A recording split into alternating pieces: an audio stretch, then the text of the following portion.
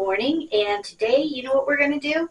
We're going to take care of all of these tomatoes. We're going to make some tomato sauce. And the reason I have them in here is we picked them before they were totally ripe. I put a towel down and I put them right in front of a south-facing window so they can finish up ripening and I don't have to worry about missing them out there. I still have more that I pick and I just add to it, and then I pick the ripest ones for the sauce. What we're going to need today for the sauce is a big roaster because I'm going to do this all at once. And the key to making anything with tomatoes is make sure you have an old shirt on that you don't mind getting some tomato sauce on, because it will stain your clothes. Learn from experience.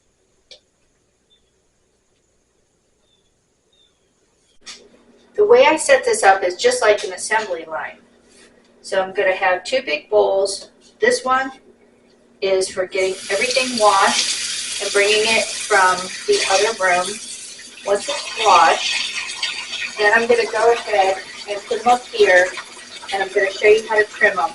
And all of the excess seeds are going to go into here. I'm not going to blanch these because let me get a towel. That'll help.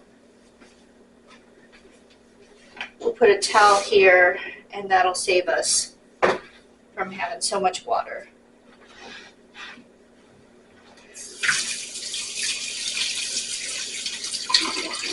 All right, now we got this batch washed up. We need to take the core out. And I like to use a little paring knife. That makes it nice and easy. And then you have your scrap bowl right here. Now, if there's any bad spots, you want to take them off now, but this is a good looking tomato. We're going to cut it into chunks so it is going to cook down easily, and this makes it nice and easy for us to go ahead and get those seeds out. That's a pretty meaty tomato, and then we just take this and throw it right into the roaster. It doesn't matter with the skin because we're going to cook this whole thing up. And then once it's cooked up and cooked down, then we're going to be using a blender anyhow, so it doesn't matter. And these skins are not real thick. These are easily ripped. So this is going to actually cook down really nice. So let me just finish getting these done.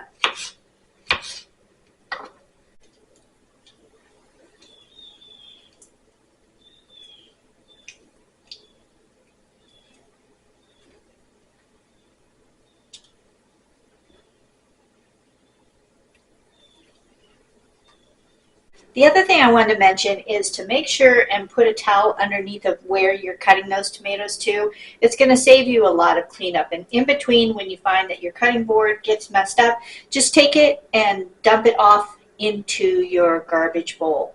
The two things I want to show you are the tomatoes that I'm using. The first one is a Hungarian heart. Now this is a very meaty tomato.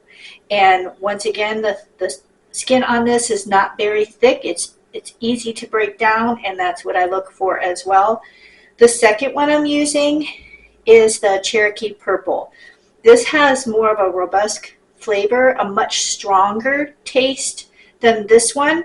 So this one is giving me more of the meat, and this one is giving me more of the flavor. Now last year I did add a third tomato in on that, and that was the Marzano tomatoes, and those were, I don't have any on hand to show you, but they're a smaller meaty tomato, and they both have flavor and they have the meat. But this year I'm going to strictly stay with my tomatoes and work with these, and I also want to show you the difference on the inside as well. I want to cut this open side by side so you can see the difference between these.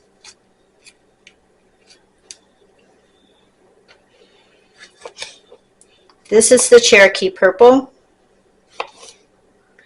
and you can see that there's more seeds in this one. Still a lot of meat though. Then on this one,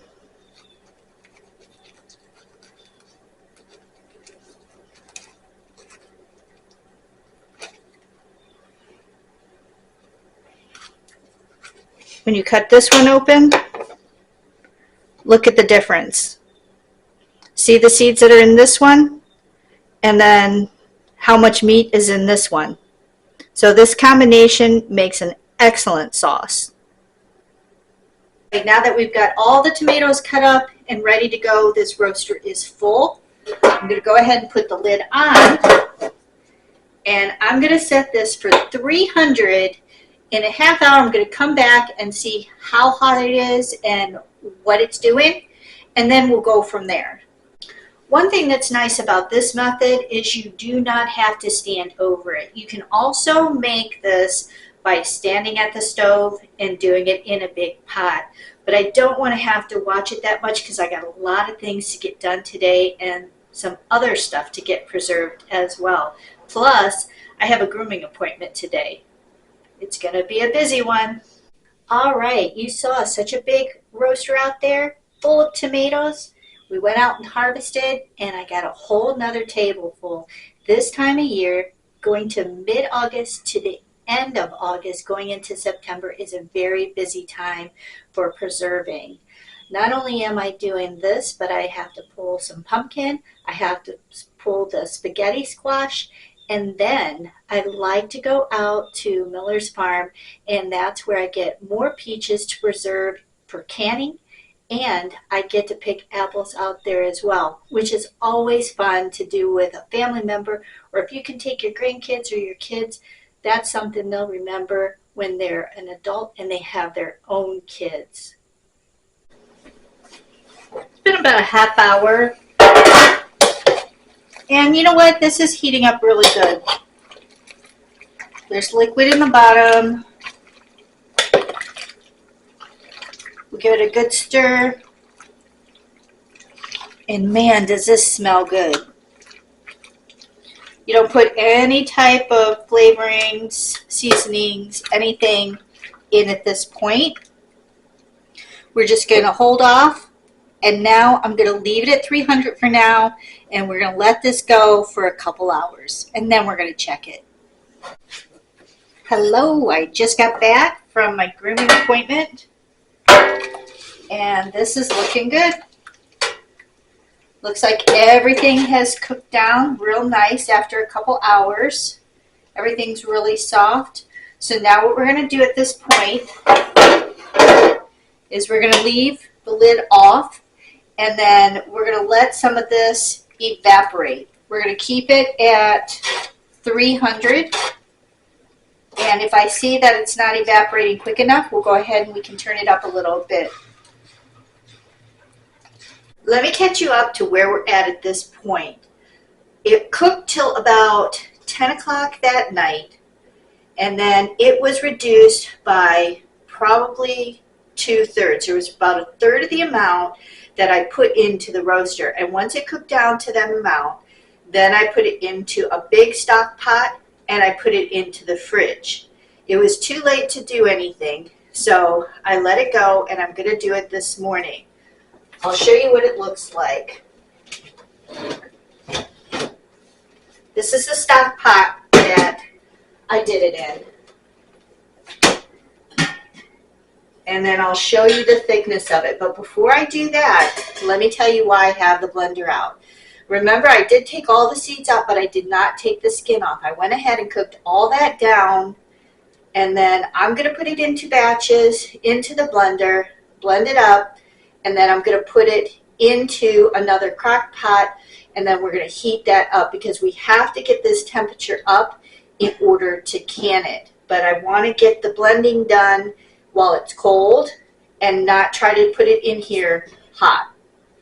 Here's a close-up to show you how thick this has gotten. So we're going to go ahead and put this into the blender. And then we're going to transfer it over to the other crock pot. Whenever you're doing anything, it's best to be organized so that you can get a lot done in a shorter period of time. So I have it set up here to where it's going to go from the stock pot right into the blender, and from the blender it's going to go right over into the new smaller version of a roaster or a crock pot. I'm going to fill this about half full. I don't want to overfill it. And then we're just going to transfer it.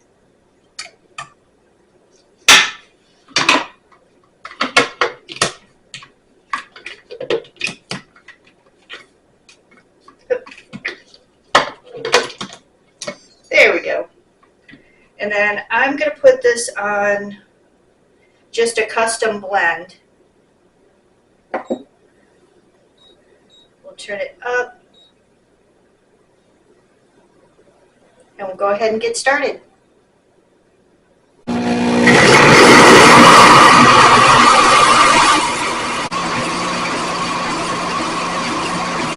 That looks nice and mixed, as you can see.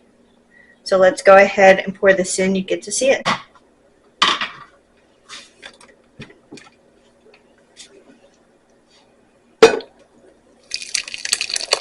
See how nice and smooth that looks? That's a nice sauce. And on to the next one.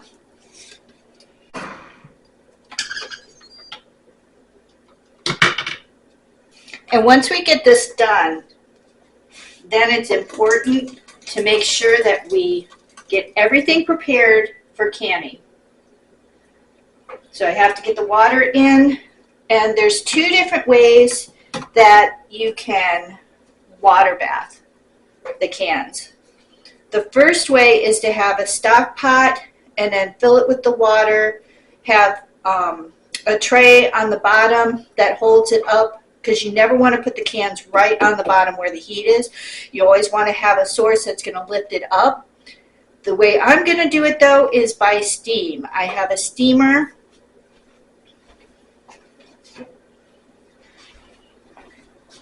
And this is an easy way that I like to use. And I actually have more than what I thought in this pot. So I'm going to go ahead and do some on the stove and let the other heat up in the crock pot.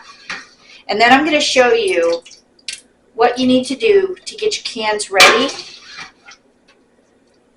for the actual canning.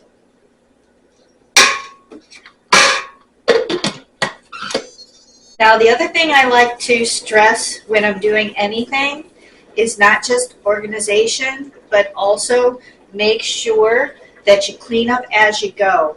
So right now, I cleaned up everything that I had used. I got the crock pot on. What I did with the other pot is I went ahead and put that back in the refrigerator because I needed to get those jars ready. And the way that I get them ready, instead of doing the boiling water, I just went ahead and put the rest of the dishes along with on the top. I put all the jars that I'm going to be using, and I don't know how many jars I'm going to get out of this, so it's better to have more ready than not enough ready. And then once I get this done and these are ready, I'm going to take these out and I'm going to show you how to set these up and get them prepared for the actual canning. The next thing I have to do is get my canner ready. And with this one, it uses steam, like I said. So it tells you how much you're supposed to put the water in. I'm going to fill it up till it's at the bottom of this, and I'm going to get this actually boiling so this is hot when this is ready to come out, and then we're going to put the whole thing together.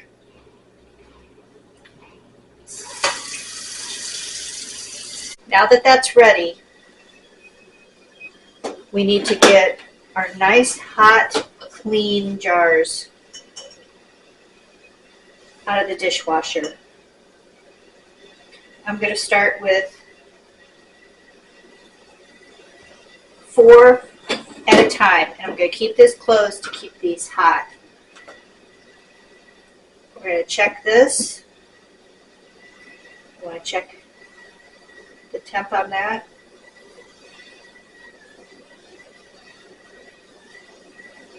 Okay, because that has to be hot as well. We're going to get this set up by starting with getting what we're going to put into the jars. So we're going to start out with a tablespoon of lemon juice.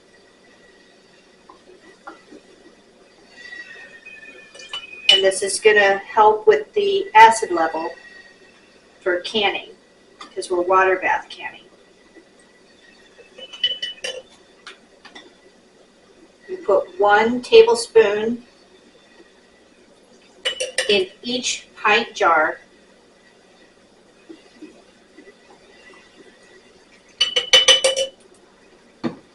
Next, we're going to be taking our mixture of, I have oregano, parsley, rosemary, and that's what I'm going to be using to add the flavor in. We're going to do 1 teaspoon into each jar.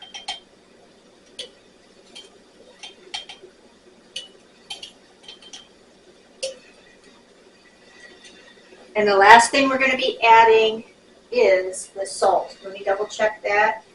For a pint, we're going to do a half a teaspoon, and we're going to use Himalayan salt.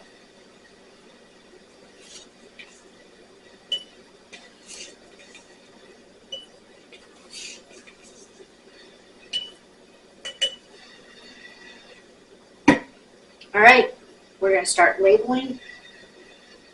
I said labeling. We're going to start ladling, and we're going to use this. And there is a line inside of there, and that tells you a 1/2 inch headspace. Also, a 1/2 inch headspace is the first line on your jar. So let's get started.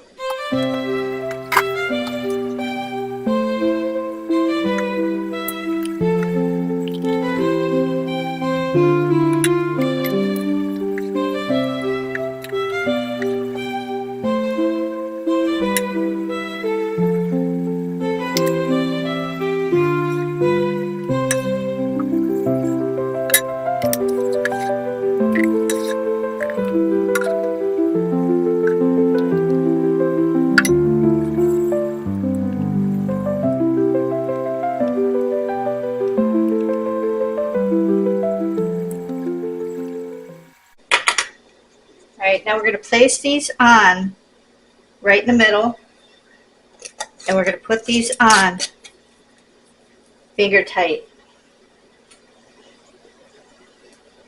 Don't ever crank your jars when you're putting the lid on, because you don't want it so tight that you can't have that air coming out.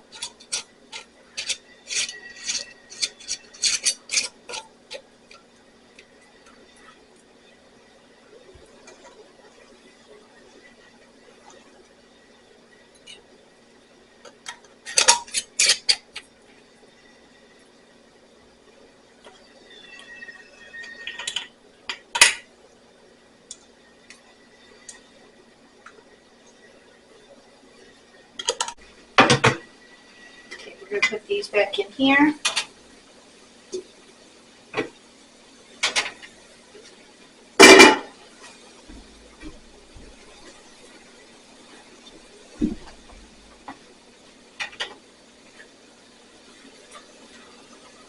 And we're going to put on to our next one.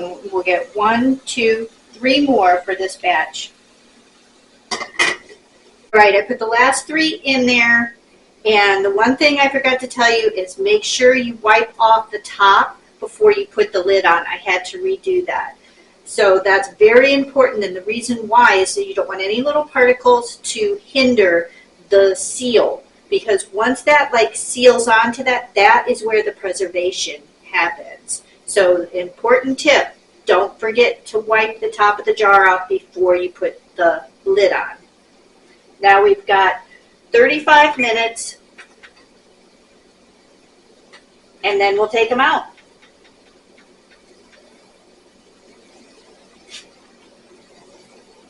And we have to make sure that that is back up in the green zone. All right, good to go. All right, this is done. I'm going to take this off turn that off. We're going to set this for 5 minutes, then I can move it over to the counter, and we're going to start this cycle over again. Now the 5 minutes are up. I'm going to move these over here. And then we have to make sure that this seals. So this, where it's popped up, it's going to, as it cools, and that's going to seal that.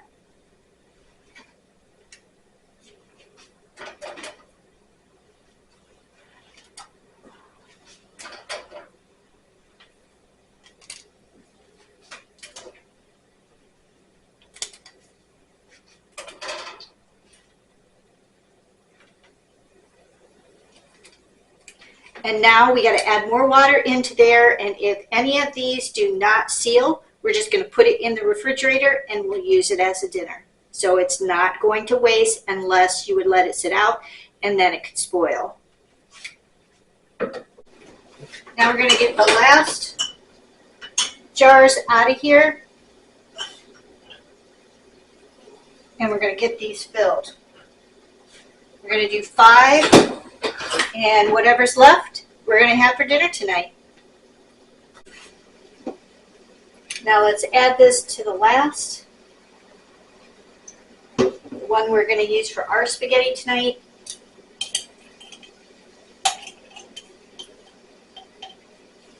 And then we're going to do a taste test. I'm going to stir it up.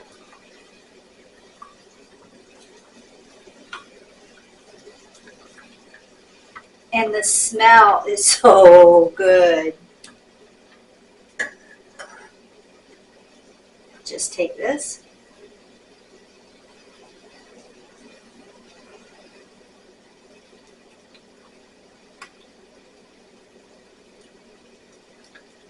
Yum! Fresh tomato sauce is the best. You can just taste that fresh tomatoes, and once I have this cook a little longer with those spices that are in it and the salt that's in it, it's going to be even better.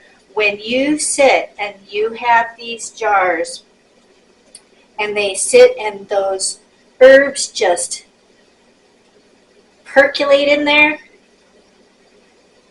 it makes it that much better. So I hope you guys had fun seeing how I make homemade tomato sauce from start to finish. And I'll see you on the next video.